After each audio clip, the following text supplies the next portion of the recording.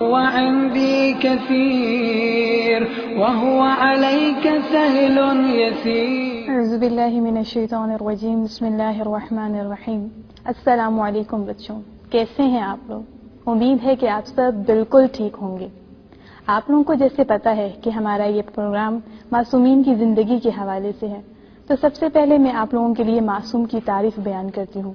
معصوم وہ شخص ہوتا ہے کہ جو ہر قسم کی ظاہری اور باطنی نجاست سے پاک ہوتا ہے اور اپنی زندگی میں کبھی بھی کسی قسم کا گناہ یا خطا کو انجام نہیں دیتا. پیارے بچوں، کیا آپ لوگ جانتے ہیں کہ ہمارے معصومین کتنے ہیں؟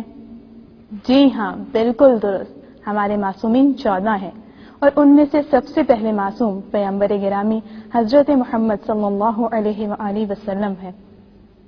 آپ کا نام محمد ابن عبداللہ ہے اور آپ کی کنیت ابو القاسم اور ابو ابراہیم ہے. اور دیگر آسمانی کتابوں جیسے تورات، زبور اور انجیل میں آپ کو احمد اور فارکلیت کے نام سے یاد کیا گیا ہے. میرے ننھے دوستوں کو یہ تو معلوم ہے کہ آپ کے والد گرامی کا نام عبداللہ ابن مطلب اور آپ کی والدہ آمنہ بنت وہب تھی، اور آپ کے القابات میں سے خاتم الرسول، رسول اللہ، نبی اللہ، امین، صادق، طٰہٰ اور یاسین شامل ہیں. آپ کی ولادت باسعادت 17 ربیع الاول بروز جمعہ عام الفیل 570 ہجری میں مکہ معظمہ میں ہوئی، لیکن اہل سنت کے نزدیک آپ کی ولادت باسعادت 12 ربیع الاول بروز پیر ہوئی. بچوں، آپ لوگوں نے سورہ فیل تو پڑھی ہی ہوگی، لیکن آپ لوگوں کو اس کا واقعہ نہیں معلوم ہوگا. چلیں کوئی بات نہیں، یہ واقعہ میں آپ کو بتا دیتی ہوں. عام الفیل وہ سال ہے کہ جب یمن کا بادشاہ ابراہا ایک بہت بڑا ہاتھیوں کا لشکر لے کر مکہ میں وارد ہوا تاکہ وہ لوگوں کو عیسائیت کی طرف مائل کر سکے، لیکن خداوند متعال کی قدرت سے خدا نے ابابیل نامی پرندے کو کنکریوں کے ساتھ بھیجا، اور ان چھوٹی چھوٹی کنکریوں نے اس ہاتھی والے لشکر کو تباہ و برباد کر دیا، اور اسی سال کو عام الفیل کہتے ہیں.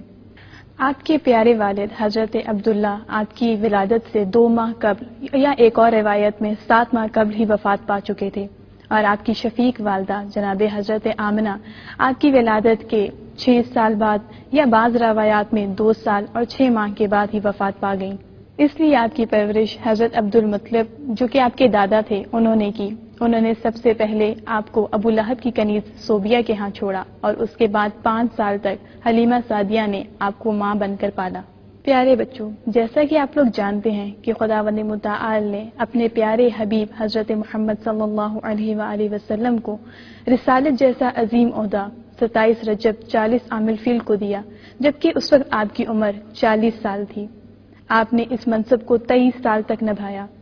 آپ نے 3 سال مکہ میں مخفیانہ طور پر اور 10 سال مکہ ہی میں علل اعلان لوگوں کو خدا کی طرف بلایا اور بت پرستی سے روکا، اور اس کے بعد آپ نے مدینہ کی طرف ہجرت کی اور 10 سال مدینہ میں حکومت کی. آپ نے اپنی زندگی میں 12 خواتین سے ازدواج کیا، جن میں سے سب سے پہلے حضرت خدیجہ بنت خویلد کہ جو حضرت فاطمہ زہرا سلام اللہ علیہا کی والدہ تھی.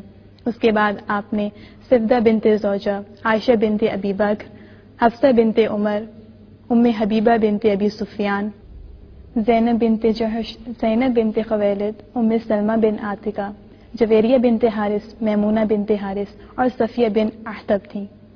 آپ کی اولاد میں سے آپ کے 3 بیٹے تھے، جن میں عبداللہ، قاسم اور ابراہیم تھے، اور آپ کی بیٹیوں میں سے فقط جناب زہرا سلام اللہ علیہا تھیں، جبکہ اہل سنت کے نزدیک آپ کی 4 بیٹیاں تھیں، جن میں زینب، ام کلثوم، رقیہ اور حضرت فاطمہ سلام اللہ علیہا شامل ہیں.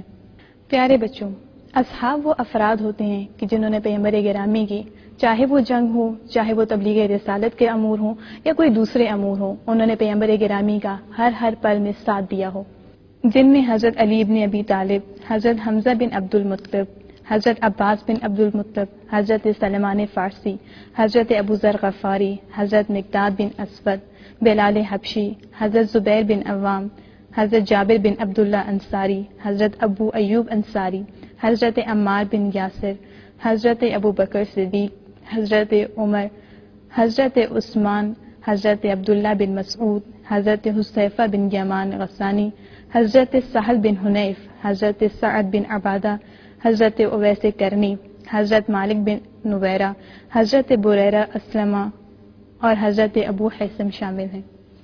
پیارے بچوں، جیسا کہ آپ لوگوں کو معلوم ہے کہ پیغمبر گرامی کے دور میں اس وقت لوگ بت پرستی میں مبتلا تھے اور تمام لوگ بتوں کی پوجا کیا کرتے تھے. اس لیے پیغمبر گرامی نے 13 سال مکہ میں لوگوں کو دعوت دی، لیکن وہاں کے لوگوں پر کوئی اثر نہ ہوا. لہٰذا پیغمبر گرامی کو مدینہ کی طرف ہجرت کرنے کا حکم ہوا اور پیغمبر گرامی مدینہ کی طرف ہجرت کر گئے. اور اس کے بعد آپ نے وہاں پر ایک اسلامی حکومت کا قیام کیا اور بہت سے لوگ وہاں پر مسلمان ہوئے.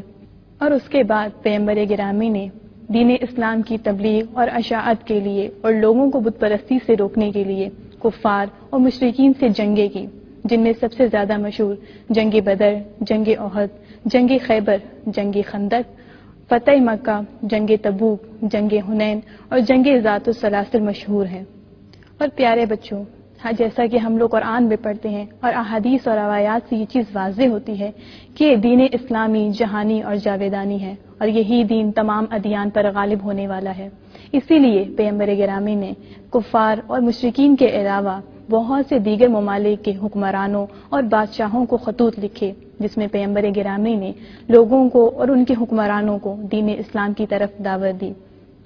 اور جن میں سے ہرقل قیصر روم، خسرو پرویز ایرانی بادشاہ، بازان بن ساسان حاکم یمن، مکوکس حاکم مصر، نجاشی حاکم حبشہ، حودہ بن علی حاکم یمامہ اور نعمان بن منظر حاکم حیرہ تھا.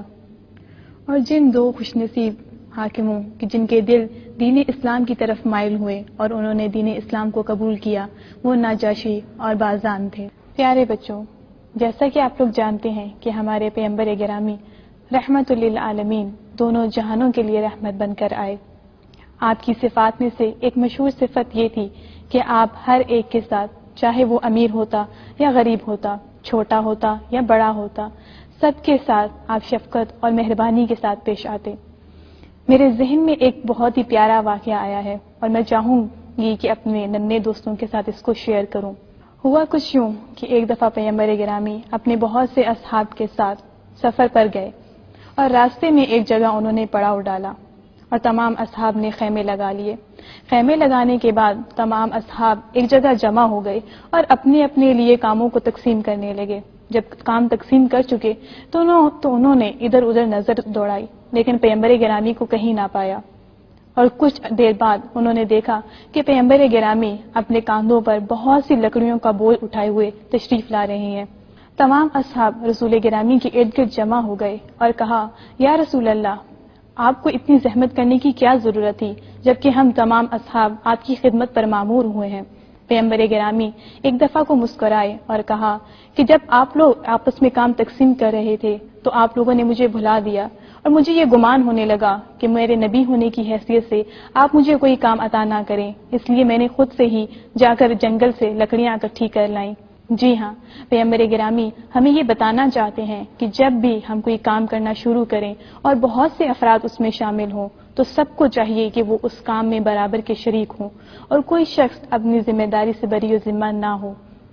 اور جب بھی ننھے دوستوں آپ بھی اپنے چھوٹے چھوٹے اور اپنے پیارے بہن بھائیوں کے ساتھ یا دوستوں کے ساتھ کام کریں تو ضروری ہے کہ آپ سب اپنی اپنی ذمہ داری کو اور اپنے اپنے کام کو آسان طریقے سے انجام دیں، کیونکہ جب مل کے کام کرتے ہیں تو مل کے کام کرنے سے برکت بھی ہوتی ہے اور خداوند متعال ہم سے خوش ہوتا ہے.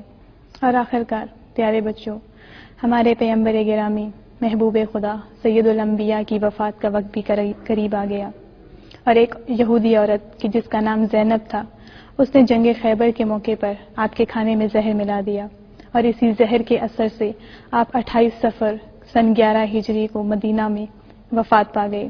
اس وقت آپ کی عمر 63 برس تھی.